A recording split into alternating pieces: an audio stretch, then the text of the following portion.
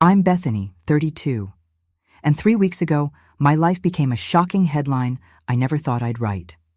Imagine the Sapphire Club, 200 guests, vintage champagne, and the suffocating scent of old money.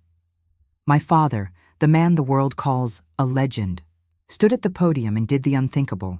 He mocked me as uneducated and worthless in front of everyone I ever wanted to impress. I felt the collective sting of being humiliated and shamed. A public backstabbed betrayal designed to break me once and for all. But here's the secret. While he was laughing, I smiled. Not because it didn't hurt, but because I knew a truth that would turn his world into a pile of ash. I couldn't believe he was still playing the same old game of lied narratives, unaware that the board had already been flipped. He thought he was the king, but I was the one who had been paying his bills in secret for the last 3 years. This wasn't just a family drama, it was an exposed fraud, and he was about to realize that the failure in the back of the room was actually his boss. What happened next? Well, let's just say the champagne stopped flowing very quickly. I didn't cry, I didn't scream, I just did something far more dangerous. If you've ever been subestimated by the people who were supposed to love you, you need to hear how I turned a betrayal into a masterpiece of justice. Stick around, because this isn't just about vengeance. It's about reclaiming your self-worth when the whole world tells you you're nothing. I'm Bethany, 32, and 3 weeks ago, I watched my life's biggest betrayal turn into my greatest masterpiece. We were at the Sapphire Club, surrounded by 200 guests sipping vintage champagne under crystal chandeliers. My father, the legendary Julian Vance, stood at the podium for his retirement speech, his eyes gleaming with a cruel, familiar light. I stood there, holding a glass of water, while he prepared to deliver a public strike designed to leave me humiliated forever. The room went silent as he pointed a finger directly at me, his voice booming through the speakers with a mockery that felt like a backstabbed blade. "To my daughter Bethany," he sneered, "the only one here without a degree, a career, or a future." The crowd chuckled nervously, and I could see the pity in their eyes, the shamed look they gave the failure of the family. He called me worthless in front of the city's elite, thinking he was finally putting me in my place. I didn't cry, and I didn't hide. Instead, I felt a surge of self-worth like never before. I stepped forward, raised my glass in a cold, steady toast, and looked him straight in the eye while the room held its breath. "To my father," I said, my voice like ice, "for showing everyone exactly who he is." I told him right then that this was the last time the Vance family would ever lay eyes on me. I couldn't believe how easy it was to walk away while they all stared in shocking silence at my sudden defiance. The family drama was just beginning, but for the first time, I wasn't the victim. I was the one holding the match. As I walked out, I didn't look back at the man who had just lied about my potential to feed his own ego. It was a clean break, a declaration of war that no one in that room saw coming, least of all him. He thought he had stripped me of my dignity, but he had actually just handed me the keys to his own downfall. The truth is, I had been preparing for this moment for years, building a wall he could never climb. As the heavy oak doors of the club closed behind me, I felt the cold night air hit my face, and I smiled. He had no idea that the useless daughter he just mocked was the only thing keeping his empire from screaming into the abyss. Little did he know, my departure wasn't a retreat. It was the start of a cold, calculated vengeance. He saw a girl with no future, but I saw a man who had just forfeited his only safety net. My mind drifted back to the house that was never a home, where the shadows of my past were waiting to be unraveled. To understand why I was so ready to let it all burn, you have to understand the ghosts that lived in the hallways of my childhood. After my mother passed away, the light in our house didn't just dim, it went out completely. Then came Clara, the stepmother who treated my existence like a smudge on a polished floor that needed to be erased. She brought her son, Leo, and suddenly the house revolved around his needs, his snacks, and his bright future. I became the invisible girl, the one who moved through the rooms like a ghost, experiencing a deep family betrayal every single day. Leo was the golden child, and I was the obstacle in his way, constantly backstabbed by the woman who was supposed to care for me. My father followed Clara's lead, looking through me as if I were made of glass, focused only on the boy who wasn't even his blood. I was ignored and discarded, left to handle my grief alone while they celebrated Leo's smallest achievements. It was a masterclass in infidelity to the memory of my mother, a betrayal of everything our family used to be. The only person who truly saw me, who looked into my eyes and recognized my self-worth, was my grandmother, Evelyn. She was the one who whispered that I was strong, that I was smart, and that the silence of the house was my training ground. Evelyn didn't just give me cookies, she gave me a reason to keep my head up when I felt shamed by my own father. She was my secret harbor in a storm of indifference, the only one who didn't buy into the lies. Growing up invisible has a strange effect. You learn to see everything because no one thinks you're watching. I watched Clara manipulate the bank accounts, and I watched Leo get away with everything while I was blamed for their mistakes. This family drama wasn't just loud arguments. It was the quiet, systematic erasing of a child's place in the world. I learned early on that if I wanted justice, I would have to be the one to serve it one day. I stayed in the shadows, taking the scraps of affection they threw my way, while building a fire deep inside my soul. Every time I was publicly diminished by being left out of family photos or vacations, I just added it to the list of things I would eventually overcome. Evelyn told me that a diamond is just coal that performed well under pressure, and I was definitely feeling the squeeze. I was waiting, watching, and learning how to survive in a world that didn't want me to exist. But even the strongest heart has a breaking point, and mine came when they decided to steal the one thing I had left. I thought that if I worked hard enough, I could earn my way out through education and merit.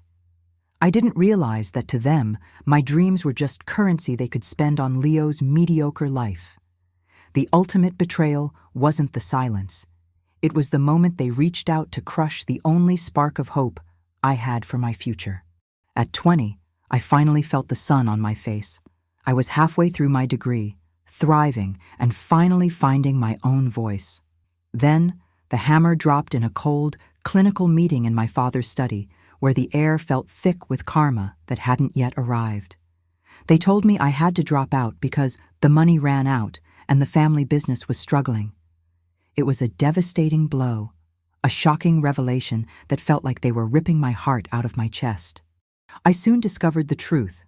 There was no financial crisis, only a desire to fund Leo's extravagant MBA at an Ivy League school. They cheated me out of my education to buy a title for a son who couldn't even balance a checkbook. When I confronted them, my father didn't even look guilty. He just shrugged and said I should just find a husband. I felt so humiliated, reduced to a bargaining chip in a game where I wasn't even a player. They tried to paint me as the family scapegoat, the one who had to sacrifice everything so the real heir could shine. I realized then that my role in this family drama was to be the floor they walked on to reach the top. It was a level of infidelity to my potential that I couldn't wrap my head around, leaving me feeling hollow and discarded. They were laughing at my tears, convinced I was too weak to ever fight back against their control. I couldn't believe how easily they dismissed my years of hard work, as if my brain were an optional accessory I didn't need. My father's words burned. "Women like you don't need degrees, Bethany. You need a good provider."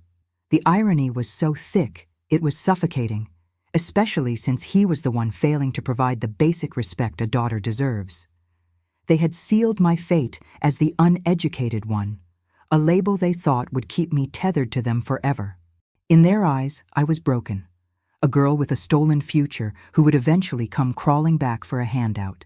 They didn't see the vengeance simmering beneath my skin, or the way my sadness was hardening into a cold, sharp resolve. I stood in my room that night, packing a single suitcase, realizing that my dignity was worth more than their fake approval. I was done being the sacrifice for a brother who didn't care and a father who didn't love. I left that house in the middle of the night, leaving no note and taking no money, just the burning need for reclaiming my life.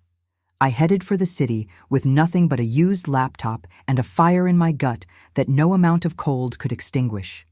I was at the absolute bottom, but the view from the floor is perfect for seeing exactly where the foundations are weak. It was time to start building something they could never touch, starting from the very dirt they threw me into. I arrived in the city with $60 in my pocket and a hunger that wasn't just for food, but for justice. I lived in a tiny, damp basement apartment where the heater rattled like it was gasping for air, much like I was. During the day, I worked 2 menial jobs, scrubbing floors and taking orders, feeling the weight of being cut from behind by the people I trusted. Every night my muscles ached, but my mind was sharper than it had ever been in that mansion. I spent my few free hours in the public library, teaching myself the intricacies of corporate strategy and data analytics. I turned my discipline into a weapon, using the silence of my life to build a secret roadmap for my payback. People looked at me and saw a girl in a faded uniform, but inside, I was a CEO in the making. I was tired, I was hungry, but I was finally free from the family betrayal that had suffocated me for years. Then, a small break appeared. A manager at the logistics firm where I was a temp noticed the spreadsheets I was building for fun. He saw the potential that my father had lied about, recognizing the raw talent hidden behind my quiet exterior. He gave me a chance in the back office, and I turned that tiny opening into a grand entrance, working twice as hard as anyone else. I was finally reclaiming pieces of my soul, brick by hard-earned brick. It was a grueling existence, and there were nights when I couldn't believe I had the strength to keep going. I saw my father's face in the news, celebrating another successful quarter, while I was eating ramen on a plastic crate. The contrast was a constant reminder of the vengeance I was nurturing, a slow-burning fuse that was getting closer to the powder keg. I didn't want a handout. I wanted to build a fortress they could never infiltrate. I learned to turn my invisibility into a superpower, moving through the corporate world without leaving a footprint for them to follow. By the time I began targeting the big players, my self-worth was no longer tied to their insults, but to the data I was mastering. Every dollar I saved was a bullet in the chamber of my future success, and I was a very good shot.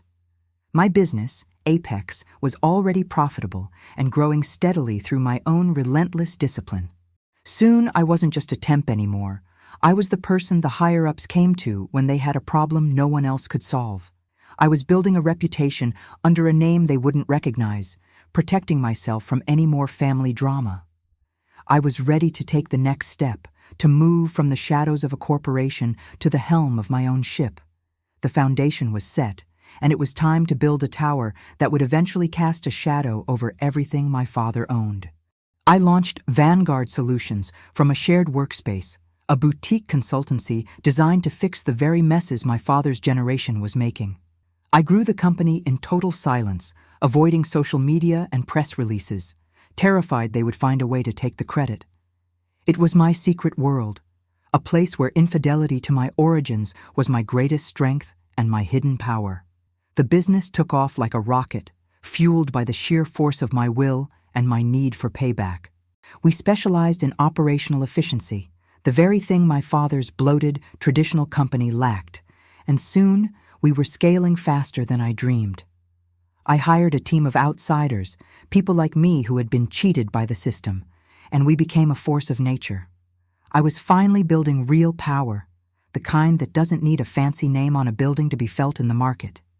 Every contract I signed felt like a step toward justice, a silent victory against the man who called me useless. I kept my identity as the owner a closely guarded secret, operating through a series of holding companies to stay off the radar. I knew if my father ever saw my name, he'd try to claim he inspired me, or worse, try to sue me for his investment in my upbringing. I was protecting my dignity by staying in the dark, letting my results speak while I remained a mystery. It was a game of high-stakes chess, and for the first time, I was the one controlling the board. The wealth started to accumulate, not just money, but influence and connections that my father could only dream of. I moved out of the basement and into a penthouse that looked down on the very club where he had humiliated me years ago. I was no longer the girl who was shamed into silence. I was the woman who was choosing when to speak. The irony of my success was my favorite flavor, a bittersweet reminder of how far I'd come from their uneducated label. My team had no idea about my family drama, only that I was a relentless leader who demanded excellence and rewarded loyalty. We were winning awards and taking over market share, all while I watched my father's company from afar, seeing the cracks start to form. I was a predator in the tall grass, waiting for the perfect moment to reveal myself to the prey. My success was the ultimate vengeance, but it wasn't enough. I needed them to see exactly what they had thrown away. Then, just as I was reaching my peak, a letter arrived from a lawyer that changed the stakes of the game entirely. It was a message from the past, a final gift from the only person who had ever believed in my potential. It turns out, I wasn't the only one who had been keeping secrets from the rest of the family. The path to my final justice was about to be paved with a legacy I never knew I had. Grandmother Evelyn passed away quietly, but her final act was a loud, echoing explosion in the middle of my life. I sat in a mahogany-paneled office as a lawyer handed me a thick folder that my father and Clara knew nothing about. It was a private trust, worth nearly $1 million, that she had been building for me since the day I was born. I couldn't believe she had managed to hide this from my father's greedy hands for all those years. By the time Evelyn's trust came to me, Apex was already profitable. The money didn't start the fire, it turned it into an inferno. Attached to the documents was a handwritten letter, her familiar, elegant script validating every ounce of my pain and betrayal. She wrote that she saw the wolves in the house and knew they would try to leave me with nothing but shamed memories. "When they finally realize your worth, Bethany," she wrote, "make sure it's already too late for them to catch up." The money was life-changing, but the validation was what truly set me free from the lingering feeling of being backstabbed. I realized that I hadn't been alone in that house. I had an ally who was playing a much longer game than I ever realized.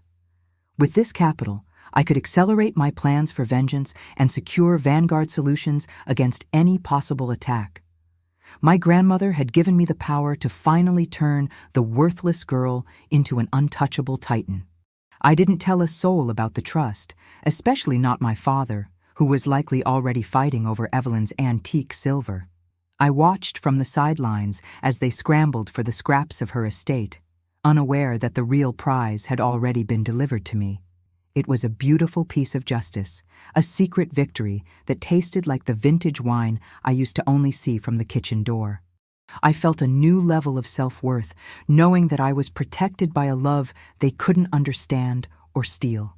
The letter became my manifesto, a reminder that the people who try to break you are often the ones who are most afraid of your light. I was no longer just a self-made woman. I was an heiress of a legacy of resilience and quiet strength. This was the fuel I needed for the final phase of my plan, the moment when my world and my father's would finally collide. The pieces were all in place, and the board was set for a move he never saw coming. But the biggest irony was yet to be revealed. A secret so delicious, it made me laugh out loud in my quiet office. My father had been bragging about his company's newfound efficiency and strategic turnaround for the past 3 years in every interview. He was telling everyone how he had saved the family legacy through his own genius and hard work. He had no idea that he was actually paying me to save him from himself, and the bill was about to come due. For 3 years, my father's firm, Vance Global, had been the primary client of a subsidiary I owned called Apex Logistics. He was obsessed with the results, constantly praising the invisible experts who had cut his costs by 40% and saved his skin. He had no idea that the useless daughter he mocked was the brain behind the software that kept his trucks moving and his warehouses full. It was the most satisfying payback imaginable, being the secret pillar holding up his fragile ego. He would brag at the club about his strategic partnership, never realizing he was sending monthly checks to the woman he had humiliated and discarded. Every time he sent an email to the team, he was actually talking to my employees, following my protocols, and obeying my strategies. It was a perfect loop of karma, where his survival depended entirely on the person he thought was without a future. I held his entire operation in the palm of my hand, and he was blissfully unaware.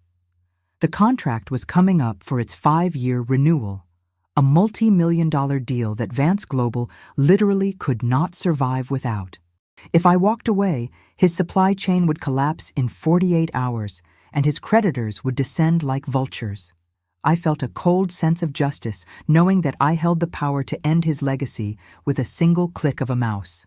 He had lied to the world about his success, but the truth was that I was the one wearing the crown. I watched him on a televised business segment, looking older, but just as arrogant, talking about the strength of the Vance name. I wanted to scream with laughter at the screen. His name was a hollow shell, and I was the one filling it. He had spent his life trying to make me feel small, but I had grown so big, I was now his entire world. The family betrayal was coming full circle, and the irony was a weight I carried with a predator's grace. I prepared the renewal documents, but I added a few special clauses that would make the final revelation even more devastating. I was no longer just a consultant. I was his judge and jury, and the sentence was about to be carried out in the most public way possible. I wasn't just looking for vengeance anymore. I was looking for a total reset of the power balance. He needed to know that the floor he walked on was actually my ceiling, and I was tired of the noise. The stage was set for another perfect family event, the anniversary of the firm, where he planned to take a final victory lap. He invited me, probably just to show off his success and rub my failure in my face one last time. I accepted the invitation with a smile that would have terrified him if he knew what it meant. This wasn't just another party.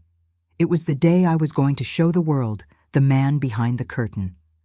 The anniversary gala was even more opulent than the retirement party, a sea of black ties and silk dresses under a massive marquee.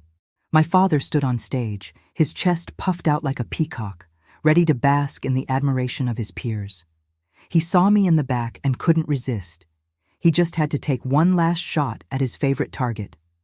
He grabbed the microphone and began a humorous story about how some people are born to lead, and others are born to just watch.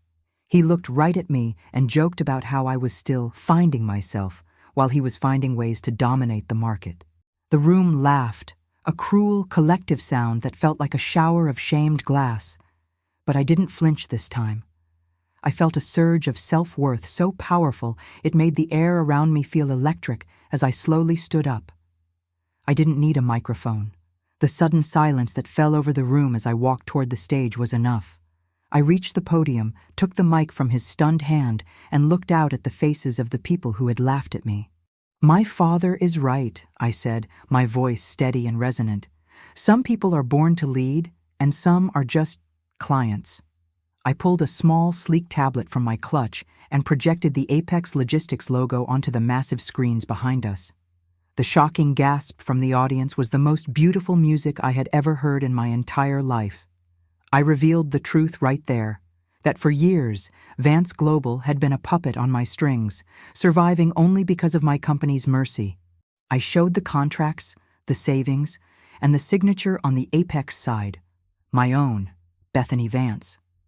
The look on my father's face was one of pure, unadulterated, humiliated terror as the reality of his situation crashed down. I wasn't the girl without a future. I was the woman who currently owned his present. "The contract for your survival expires at midnight," I told him, the words cutting through the air like a guillotine. "And after tonight's performance, I've decided not to renew." I handed him back the microphone and walked off the stage in a silence so thick you could have carved it. I had reclaimed my dignity in front of everyone he ever cared about, leaving him standing there, exposed and alone. It was a public execution of his arrogance. As I walked out of the gala, I felt a weight lift that I hadn't even realized I was carrying for 32 years. I didn't look back to see him sputtering or Clara trying to hide her face from the cameras that were now flashing. I had achieved justice on my own terms, using the very tools they tried to keep from me. But I knew this wasn't the end. A man like my father doesn't go down without a desperate, ugly fight. By the next morning, the headlines were a battlefield, and my father was already trying to rewrite the story of his downfall. He leaked stories to his friends in the press, claiming I was mentally unstable, and had suffered a public breakdown. He tried to paint my success as a fluke, or worse, something I had stolen from the family's intellectual property. The family drama was now a public spectacle, and he was playing the victim with a desperation that was almost pathetic. Clara was on social media, posting about family tragedies and supporting those with hidden struggles, a thinly veiled attempt to discredit my self-worth. They were trying to gaslight the entire city into believing that I was a ticking time bomb who had finally exploded. It was a classic move of an ego that felt backstabbed by reality. If you can't beat them, make the world think they're crazy. I watched their pathetic attempts from the safety of my office. While they were talking, I was working with my legal team to ensure that the Vanguard brand remained untouched by their toxicity. I knew that the truth was a stubborn thing, and no amount of PR spin could change the fact that their company was hemorrhaging. My father was desperately trying to find a new logistics partner, but no one could match our efficiency on such short notice. They were circling the drain, and instead of swimming, they were busy pointing fingers at me. Leo, the golden child, tried to call me multiple times, probably to negotiate or remind me of family values. I blocked his number without a second thought, refusing to let his mediocrity infect my space ever again. They were starting to realize that the mysterious Apex wasn't just a vendor. It was a fortress they couldn't breach. The more they investigated my consultancy, the more they realized how deep my roots went into the industry. They even hired a private investigator to look into my hidden assets, hoping to find something they could use to blackmail me. They were looking for infidelity, for scandal, for anything that could bridge the gap between their lies and my reality. But all they found was a trail of hard work, discipline, and a legacy from Evelyn that was perfectly legal and out of their reach. Their desperation was a clear sign that they were finally feeling the weight of their own karma. As the days passed, the facade of Vance Global began to crumble under the weight of its own inefficiency without my support. The instability they talked about was happening in their boardroom, not in my head, as shareholders began to demand answers. I stayed silent, letting their own actions scream the truth to anyone who was actually paying attention. I knew the final confrontation was coming, and I wanted it to happen on my territory, under my rules. The day finally came when they couldn't ignore the math anymore. Vance Global was 48 hours away from a total logistical blackout. I sent a formal personal letter to my father's private office, officially terminating the relationship and revealing the full extent of my ownership. I didn't use an attorney for the letter. I wanted him to see my words, plain and cold, on my corporate letterhead. The panic that followed was almost audible from across the city as they realized the useless girl held the kill switch. Within an hour, my assistant informed me that a delegation was in the lobby, demanding to see me without an appointment. It was my father, Clara, and Leo, looking like they had aged a decade overnight, their arrogance replaced by a frantic, sweating fear. They were finally here, in the heart of the empire I built, forced to acknowledge the justice they had tried to avoid. I made them wait for 45 minutes in a glass-walled conference room, visible to everyone. When I finally walked in, I didn't offer coffee or handshakes. I sat at the head of the table and opened a folder full of their own betrayal. I had every document. The fake financial reports they used to kick me out of college, the proof of Leo's squandered tuition, and the records of their smear campaign. I watched as my father tried to speak, but the words died in his throat when he saw the sheer volume of evidence against him. He wasn't there to apologize. He was there to beg. "We're family, Bethany," Clara started, her voice trembling with a fake sweetness that made my skin crawl. "We all make mistakes, but we have to stick together now for the sake of the legacy." I looked at her, the woman who had lied to my face for years, and felt nothing but a cold, clinical disgust. I told her that my legacy was currently thriving, while theirs was a sinking ship I had no intention of boarding. My self-worth was not up for negotiation. My father tried to bluster, claiming that I owed him for his years of support, and that this was all a misunderstanding. I simply slid a copy of the contract termination across the table, along with a cease and desist order regarding their public statements. I made it clear that if they didn't leave and stop their smear campaign, I would release every document I had to the SEC and the press. The vengeance was complete, but it wasn't about hurting them. It was about building a wall. They looked around my office, the high-tech displays, the professional team, the sheer power of it all, and finally saw the woman they had spent a lifetime trying to erase. They left the building in a silent, defeated line, a broken family that had finally run out of people to exploit. As the elevator doors closed on their shocked faces, I felt a sense of finality that was better than any apology. I had used the truth as a weapon, and it had cut through their web of lies. The meeting wasn't a reconciliation. It was an autopsy of a dead relationship, and I was the one holding the scalpel. My father tried one last desperate move, offering me a seat on the board if I would just sign the renewal and forget the past. I laughed, a genuine, light-hearted sound that seemed to physically shrink him in his expensive suit. I told him I didn't want a seat at a table that was currently being repossessed by creditors and reality. I reminded him of the night at the club, of the uneducated label he had pinned on me like a badge of shame. I asked him how it felt to be the one who failed to learn the most important lesson. Never underestimate the person you've backstabbed. He had no answer, just a hollow look in his eyes that confirmed he finally understood the magnitude of his family betrayal. I was no longer his daughter in his mind.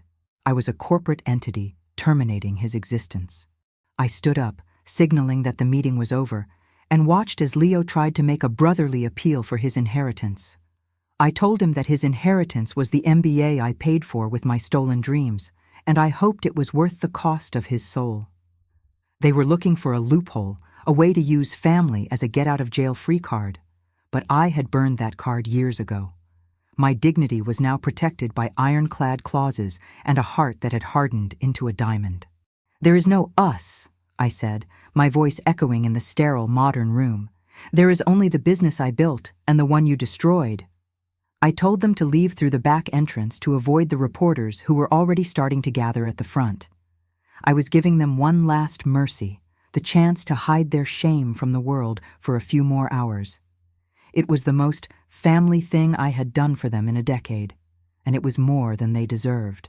As they walked out, I saw my father look back at the logo on the wall, the symbol of my payback and my triumph. He looked small, a tired old man who had spent his life building a house of cards on a foundation of lies. I felt a flicker of the old pain, but it was quickly replaced by the cool, refreshing air of my own success. I had served justice not by sinking to their level, but by rising so far above it that they could no longer reach me. The silence that followed their departure was the most peaceful sound I had ever heard in a boardroom.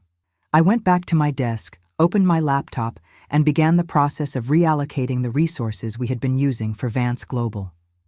I was moving on, literally and figuratively, leaving the wreckage of my past behind to focus on a future they would never be part of. The monster was finally dead, and I was the one who didn't even have to get my hands dirty to kill it. In the weeks that followed, Vance Global didn't just stumble, it collapsed, leading to a forced merger that stripped my father of everything but his pension. The reputation he had spent a lifetime polishing was tarnished forever. The genius revealed to be a fraud sustained by the daughter he hated. I didn't feel a surge of joy or a need to dance on their professional grave. I just felt a profound, heavy sense of relief. The vengeance was done. The justice was served. I watched from a distance as they moved into a much smaller house, the golden child finally forced to get a real job he wasn't qualified for. I didn't reach out, and I didn't respond to their occasional, desperate emails asking for one more chance. I had learned that some bridges aren't just burned. They need to be dismantled and the materials used to build something better. My self-worth was finally independent of their approval, a sturdy fortress I had built with my own hands. I started therapy to deal with the decades of being publicly diminished and invisible, finally allowing myself to grieve for the mother I lost and the childhood I never had. It was a different kind of hard work, but it was the most important project I had ever taken on. I realized that my value didn't come from my bank account or my company's success, but from the fact that I survived. I was reclaiming my peace, one session at a time. My company continued to thrive, but I changed the way I led, focusing on mentorship and giving chances to those the world had discarded. I turned my story of family betrayal into a mission to ensure that no one else in my orbit would ever feel like a scapegoat. I found a new family in my friends and my team, people who saw me for who I was, not what I could provide for them.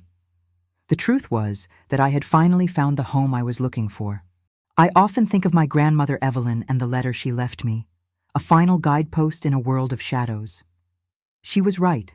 It was too late for them to catch up, and I was too far ahead to ever look back with regret. I had turned my shamed past into a powerful present, proving that the best way to win is to simply outgrow the people who tried to keep you small. My life was finally my own, a masterpiece of resilience and quiet, steady strength. As I sit on my balcony watching the sun set over the city, I don't think about the boardroom or the gala or the revenge.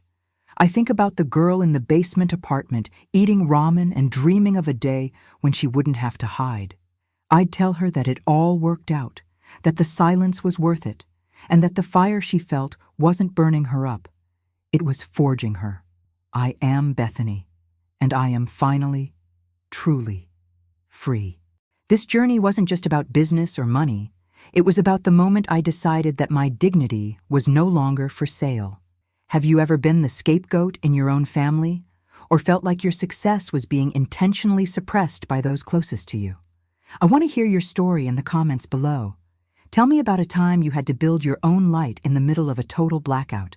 Do you think I was too cold in the end, or was this the only justice possible for a lifetime of betrayal? Your reflections are the most important part of this conversation, so don't be shy. Let's discuss what happens when the worthless child finally takes the lead. If this story resonated with you, or if you've ever felt the sting of infidelity to your own potential, make sure to subscribe and hit that notification bell. We're diving deep into more stories of resilience, hidden power, and the kind of karma that only arrives when you're brave enough to demand it. Don't miss out on our next deep dive into the shadows of family secrets and the light of total liberation. Stay tuned.